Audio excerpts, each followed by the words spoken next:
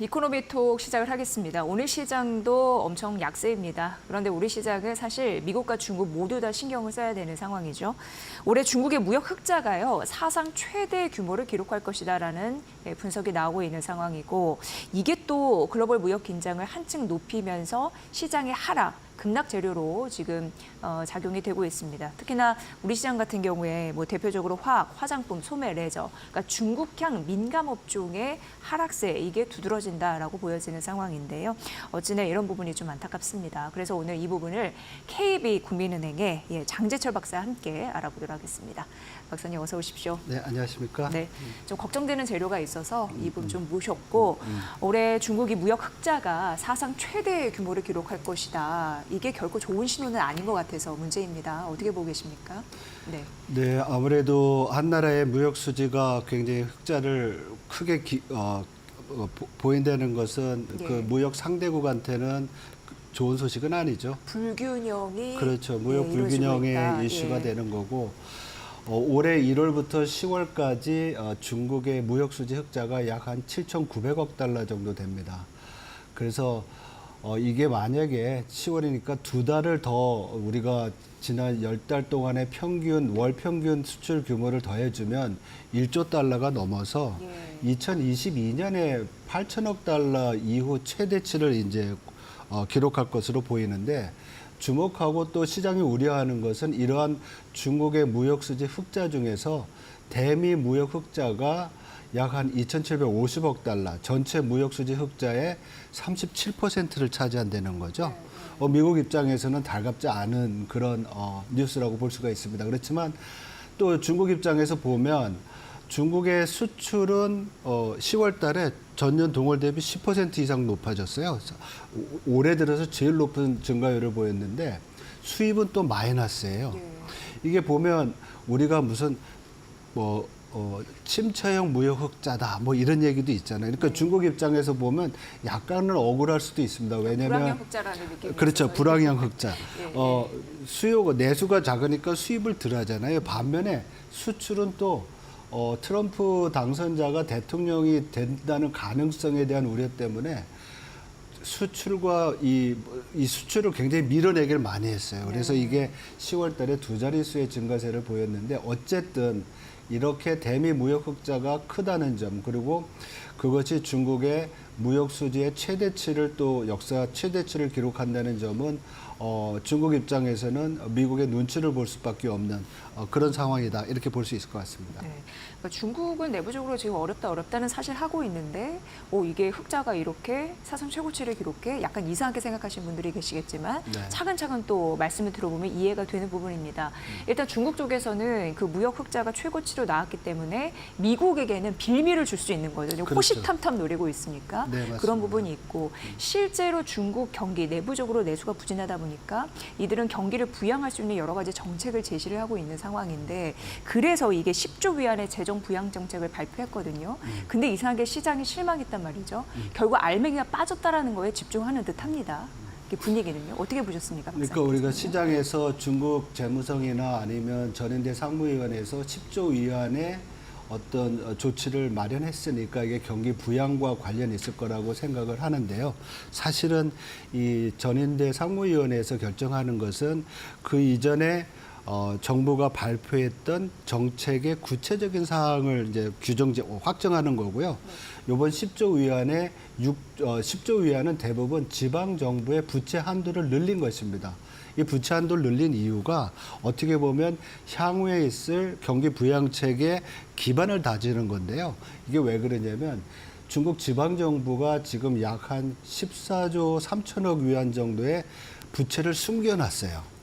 그래서 이거를 중앙정부가 이 숨겨진 부채가 계속 중앙정부에 있으면 이걸 갚느냐고 경기 부양을 못하는 거예요. 그림자 분용이 너무 짙게 깔려 있는 거죠. 그렇죠. 그래서 시진핑 주석이 이것이 이 지방정부의 숨은 부채가 중국 경제의 가장 큰 리스크 중에 하나다라고 지적을 했었는데, 이번에는 그 부채를 공식화해서 정부 보증 국채로 이제 다시 발행할 수 있는 한도를 늘려준 거예요. 그래서 약 한 14조 3천억 위안인데 10조 위안을 앞으로 5년 동안 할 거니까 지방정부 입장에서는 숨통이 트이죠. 그리고 재무부 그 장관 얘기로는 이러한 조치가 약 한 6천억 위안 정도의 이자 부담을 줄일 수 있다고 얘기를 했습니다. 그래서 이런 부분은 또 사실은 약간의 또 경기 부양에 영향을 줄 수 있는 그런 내용이라고 볼 수가 있습니다. 대신 우리 앵커께서 말씀하신 대로 이번 회의에서는 아주 구체적이고 직접적인 소비 관련 부양책은 나오지 않았다는 점은 또 우리가 유의해서 봐야 될 부분입니다. 네. 그게 사실 좀 나와줘야지. 금투세도 폐지된 마당에 우리 시장이 좀 호재가 됐을 텐데 알미가 빠지다 보니까 좀 실망을 했다. 그게 이제 추가 하락의 빌미가 됐다. 오늘 시장도 그런 흐름대로 이어지기 때문에 지금 굉장히 중요한 이슈로 부각이 되고 있는 거고요. 지금 미국이 대중 관세를 60% 폐지하겠다고 해서 지금 전 세계가 이런 부분을 눈여겨보고 있고 중국 역시 굉장히 눈치를 보는 듯합니다. 그래서 사실상 이번에 이걸 눈치 봐서 그 실물 경제 정책을 빼놓은 것이 아니냐 이렇게도 분석이 되더라고요. 박사님의 의견은 아주 어떻습니까? 설득력 있는 설명인 것 같습니다. 그래요? 왜냐하면 아직도 트럼프 당선자가 이제 2기를 시작하는 시점이 내년 1월 20일이잖아요. 그리고 정책이 구체화되려면 아무래도 뭐 빠르면 뭐 내년 초가 되든지 아니면 상반기까지로 얘기를 할 수 있는데 가장 우려되는 것이 트럼프 대통령의 대중국 60% 관세잖아요. 이 정도의 관세면은 중국이 성장률이 상당히 많이 떨어질 수가 있어요. 일부 분석에 따르면 약 한 2% 중반에 뭐 2.4%포인트 정도 성장률이 둔화가 되고 만약에 뭐 관세가 그 정도의 반 정도만 떨어진다고 하더라도 1%포인트 이상 떨어진다고 보거든요. 그러면 중국 정부 입장에서는 소비 부양을 해야 되는 상황이 되겠죠. 그래서 사실 요번에 전인대 상무위원회에서는 구체적인 그 부양책을 발표하지는 않았지만은 12월에 있을 그 중앙경제공작회의라고 있습니다. 여기서 내년도 경제에 대한 구체적인 어떤 정책 플랜을 마련할 것이고요. 내년 3월에 되면 전인대 상무위원회에서 요번에 했던 것과 같이 구체적으로 어디에 돈을 얼마 쓸 거다. 이런 대책이 나올 것 같습니다. 그렇지만 중국 경제가 이러한 미국발 충격에 의해서 그 충격의 시점이 생각보다 빨라진다고 하면 일각에서는 먼저 한 3조 위안 정도의 소비 부양책이 나올 수 있지 않겠느냐. 이런 전망도 하고 있습니다. 네. 그러니까 중국 쪽에서도 트럼프 2.0 시대를 어쨌든 대비를 해야 되니까 실탄을 좀 아껴놓고 그렇죠. 지금 좀 섣부르게 트럼프 그 당선인을 자극하지는 말자. 어차피 지금 관계가 안 좋아지고 있는데 그런 당연히 전략을 좀 세울 법한 그런 상황이 아닐까 싶습니다. 결국 우리의 입장에서는 이런 생각을 하게 됩니다. 중국의 경기 모멘텀이 일정 부분 우리가 받아가야지 좋은데 그게 단기간에 이루어지지 않을까라는 우려감도 있는 거고 일각에서는 중국 경제 성장률은 말씀해 주셨지만 떨어질 것 같은데 이런 걱정도 있거든요. 분석 데이터가 있을까요? 어떻게 네, 보셨습니까? IMF가 이번 10월 달에 그 세계 경제 전망을 발표했잖아요. 그때 올해 성장률을 4.8% 그리고 내년도 성장률을 4.4%로 전망을 했습니다. 그리고 아까 말씀드렸던 그 성장률의 어떤 60% 관세에 대해서 2.4%포인트 떨어진다는 얘기는 CT의 분석입니다. 그리고 또 아시지만 뭐 UBS 같은 경우에도 기존의 2025년 성장률을 4.5에서 4%로 낮췄죠. 그래서 이러한 대중국 미국의 그 관세 부과 자체는 중국 경제에는 상당히 다운사이드 리스크, 하방 리스크로 작용할 것으로 보여서 내년도에는 중국 경제가 경기 부양을 해야 될 것으로 보이고요. 아까 잠깐 급한 경우에 3조 위안의 현금이라든지 아니면 보조금, 감세 정도의 조치가 있을 수 있지만은 이러한 리스크가 위험이 더 현실화될 것이 보이면 보통 그 2008년에 중국 정부가 약 4조 위안 정도 부양책을 썼습니다. 이게 당시 GDP의 약 한 12% 정도 되는데요. 보통 위기 때 정부가 부양을 위해서 GDP의 10%를 쓴다는 것을 감안을 하면 이번에 만약에 부양책을 쓴다고 하면 뭐 내년 한 해만은 아니라 또 몇 년 동안 나눠서 쓸 수 있지만 적어도 약 한 12에서 13조 위안 정도의 부양책을 마련해야지만 이 위기를 극복하지 않을까. 이 위기 극복하는 거는 딱 하나입니다. 중국 정부가 목표로 하고 있는 5% 경제 성장을 달성하기 위해서는 필요한 그런 조치라고 볼 수가 있죠. 네. 트럼프 집권 2기를 맞이해서 뭐 중국 경기가 성장률 하방 압력에 직면해 있다, 디플레이션 이쪽도 계속 좀 나오고 있는데 예, 좀 보셔야 될 것 같고요. 그래서 이제 중국 정부는 한편으로 이 부분도 우리가 생각을 해봐야 되는데 관세 충격을 두려워할 것 같긴 합니다. 그래서 이들이 할 수 있는 조치가 뭐가 있을까 생각해 보니까 위안화 절하. 예, 그러면은 아시아의 그 중국의 위안화가 절하가 되면 원화 같은 경우에도 압력을 받을 수밖에 없다고 생각을 하거든요. 그렇기 때문에 지금도 오늘도 1,400원 선 위에서 움직였고 이게 트럼프 빨이라고 하지만 사실 중국 시장 영향도 만약에 더해진다면 우리나라 입장으로서는 좀 우려스럽습니다. 박사님 어떻게 생각하세요? 그 폭에 대해서는.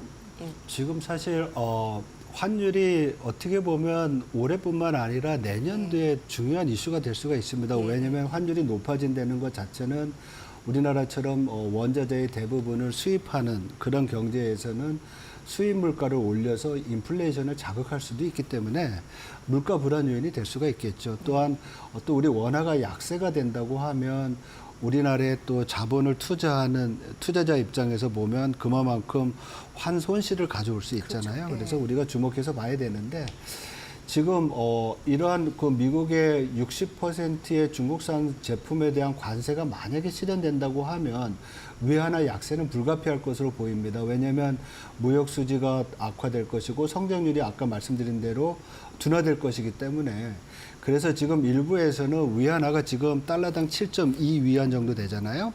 근데 이것이 7.8에서 8.3위안까지 올라갈 수 있다고 보는 거예요. 8.3까지 보고 있습니까? 네, 그런데 올해 우리 원화가 위안화보다 절하가 많이 약세가 됐었어요. 그래서 이러한 부분을 감안을 하면 만약에 위안화가 7.8위안까지 간다고 하면 달러 원 환율의 그 어떤 그 수준을 보면 1,420원, 30원 정도 되고요.